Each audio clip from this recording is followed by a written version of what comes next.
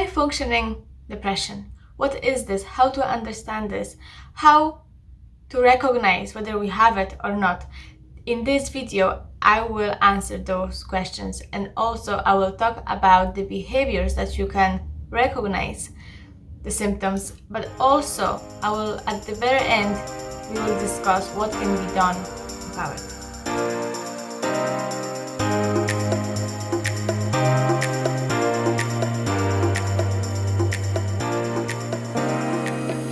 Hello everyone, welcome to my channel. My name is Sylwia. I'm a psychotherapist.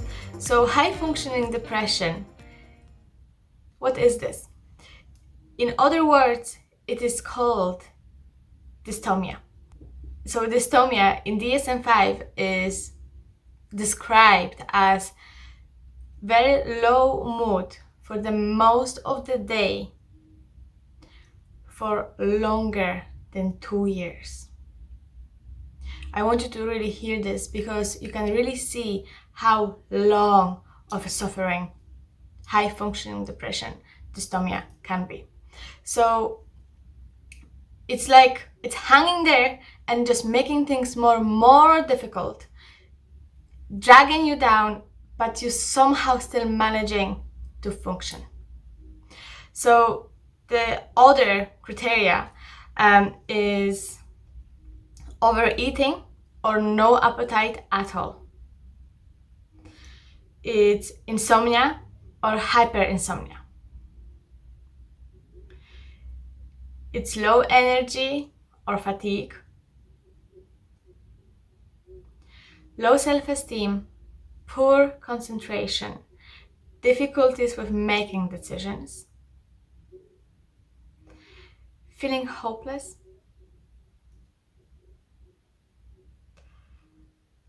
and this might be similar to the major depressive disorder, but dysomnia is just more manageable, it's just more doable, let's say. You will still be able to do things even though deep inside you feel not happy at all, you don't feel satisfied, you're just very much do the bare minimum, and then the rest of it you just want to hold back and just maybe disappear.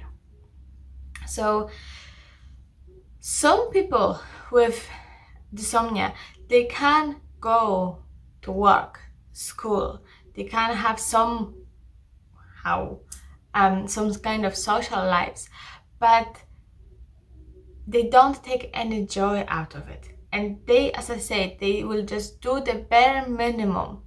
It's more like a task to do. There is no enjoyment, there is no satisfaction, there is no happiness about, or like enthusiasm. It's just not there, it's not present. And people with insomnia, so the high functioning depression, they will always feel very much exhausted, frustrated, and just feel bad about their situation. They just don't, as I say, they don't just see any help, or they just feel hopeless, So the behaviors now that will help you recognize whether you do or you don't have the high functioning depression, dysomnia, is you're going to avoid social situations. So as I said, you might go to work, but that's about that. That's your limit for your social life. You just want to be alone. You don't want to have any interactions with other people. So number 2, you are just extra irritable. So everything will annoy you. You have little patience. You might just have outbursts of anger because you just can't stand anything, because nothing is bearable.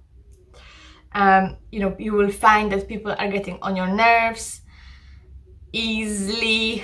So it's just tough. It's just tough to be around others. Number 3, you will constantly feel tired. You feel exhausted. You will feel like you have no energy to do anything. You will do what is expected from you, but you won't do anything extra. You just feel wiped out, basically. Just you do what you need to do, and then no energy whatsoever. Number 4 is the lack of concentration. So you might find very difficult to follow the movie that you're going to watch, or maybe you're reading a book or you're reading an email and you're just reading the same email over and over again, and you just realize, I don't know what this is about.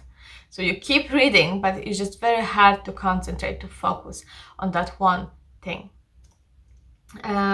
Number 5, unhealthy coping mechanisms such as overeating, such as drinking way a lot. So maybe you feel like you need to have a drink after work because it was so tired. You just try to numb the situation. You just try to escape how you really feel deep inside you. And another coping mechanism is also the video gaming. Once again, you just escape to somewhere else, just not to feel and not to be how you really feel. And this is really important here now. If you are recognizing unhealthy coping mechanisms, please seek professional help, because coping mechanisms are learned behaviors. So if you learned them, you can undo it, you can unlearn them. But the longer you will allow yourself for the unhealthy mechanisms to be there, the longer it will take to get rid of them, because they become your habit. But as I said, looking for professional help, that can really help you. So number 6 is constant worry about the past or the future. And I believe so, because depression and anxiety, they tend to be very much friends. They always, well, not always, but majority of the time, they just come together. So you might find yourself worrying about what happened or what you said 5 years ago, and now you just keep worrying about what that other person thinks about you now. Or you might worry about what's going to happen next week on that meeting that you have scheduled. Or maybe you might be worried about your future, how your life is going to look like in 20 years time. So either way, you're worrying about what happened or you're worried about what will happen.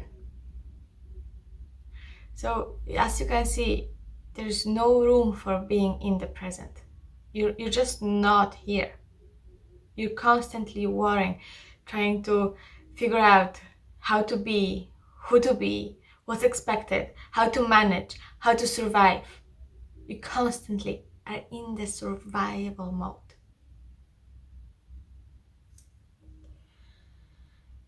So now we're coming to the most important part of this video.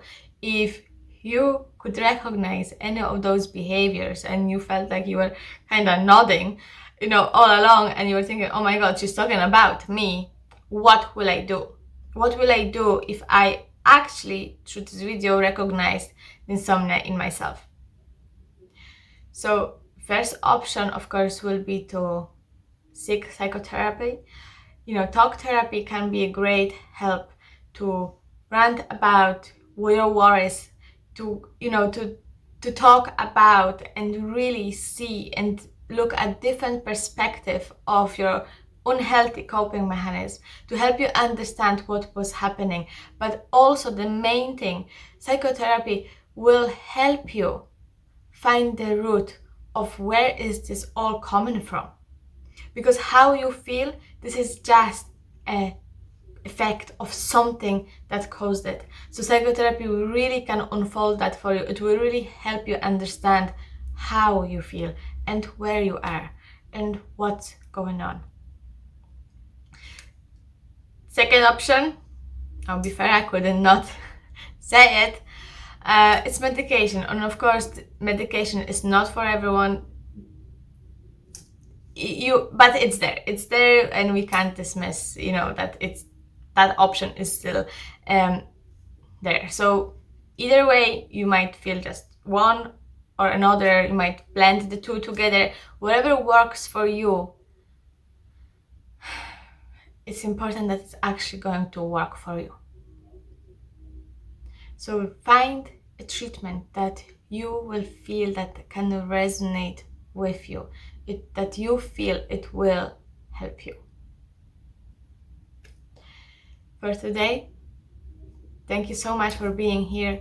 If you liked this video, please like it, or if you have any comments, comment below. Subscribe the channel if you wish, and I will see you next week. Thank you so much. Bye.